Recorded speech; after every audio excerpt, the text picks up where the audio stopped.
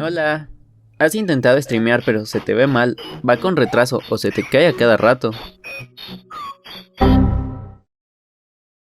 No te preocupes, llevo streameando como 3 años, con todo tipo de configuraciones.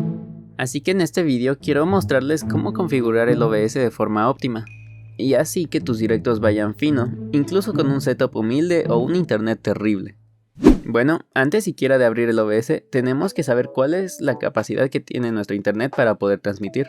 Para eso solo vamos a buscar Speed Test y cualquiera de los links debería funcionar. Este nos arrojará dos resultados. El primero es la velocidad de descarga y el segundo la velocidad de subida, que en mi caso son poco más de 4 MB. Vamos a guardarnos este número y ahora sí abrimos el OBS. Clicamos en ajustes y vamos al panel de salida. Aquí no importa si usas el modo avanzado o el modo sencillo, ambos te van a funcionar, pero en el avanzado tiene más configuraciones. Vamos a empezar con las opciones del codificador, que en pocas palabras es la herramienta que convierte lo que sea que grabemos en un archivo que se pueda reproducir. El X264 es el más común, pero utiliza muchos recursos del procesador. Así que si tienes una tarjeta de video, es probable que te aparezca la opción de AMD o la de NVENC. Ambas te pueden dar una mayor calidad de imagen y reducir el uso del procesador. Después, tanto Twitch como YouTube recomiendan usar el CBR en el control de frecuencia. Y en el bitrate me voy a detener un poco porque es la clave de la mayoría de nuestros inconvenientes. El bitrate es una medida de la información que se envía cada segundo desde nuestro PC hasta el servidor. Debe ir de la mano con la resolución y con los fotogramas por segundo. Y por supuesto con el internet que tengamos contratado.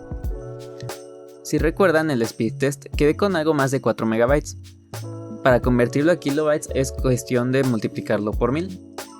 Así que tendría un máximo de 4000 kilobytes para utilizar en la tasa de bits. Pero hay que dejar un margen para posibles variaciones o para algún videojuego que estemos jugando. Por eso lo voy a dejar en 3500. Luego me saltaré al preajuste y este dependerá de la potencia de tu PC. Mientras más rápido, menos consumirá el OBS, mientras más lento, más va a consumir el OBS. Después tenemos el ajuste que puede ser de alta calidad, baja latencia o ultra baja latencia. Esto es para reducir el retraso que puede tener tu directo, a coste de menor nitidez. El resto de cosas no hace falta moverlas, la verdad. Pero aquí viene un pro tip, y esto en caso de que tengas de verdad muy mala conexión a internet. En el modo avanzado, puedes irte a audio y bajar el bitrate de la pista de audio. Con esto sonará un poco peor, pero en casos extremos puede funcionar. Ahora pasamos al panel de video. Aquí lo ideal es que la resolución de base sea la misma que tu monitor, y tanto la escalada como los FPS los ajustes según tu bitrate. Te dejo una tabla que puedes usar de guía, pero no es estricto que lo uses al pie de la letra. Ten en cuenta que según tu contenido puedes necesitar más definición o más fluidez. Por ejemplo, para un Just Chatting puedes usar una mayor resolución e incluso con 12 frames iría bien. Además, usar menos FPS reduce la carga del procesador, pero videojuegos con mucha acción se verán algo trabados. Si quieren que profundice en este tema, háganmelo saber en los comentarios, ¿va? Bien, por último tenemos los ajustes avanzados.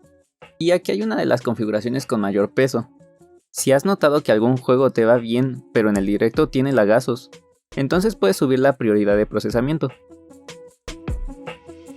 Esto se puede cambiar incluso sin cortar directo. Así que también si te encuentras en una situación difícil y necesitas sacar el máximo jugo a tu PC, puedes intentar bajar la prioridad. El resto de cosas aquí tampoco es muy necesario moverlas, aunque si tu internet varía mucho y sigue cayéndose, puedes intentar activar estas dos opciones que ajustan el bitrate sobre la marcha, aunque pueden causar algo de retraso. Y listo, si quieres probar tus nuevas configuraciones sin tener que streamear, puedes activar el modo de prueba de Twitch en el panel de emisión. No te olvides de aplicar los cambios. Luego solo le picas a iniciar transmisión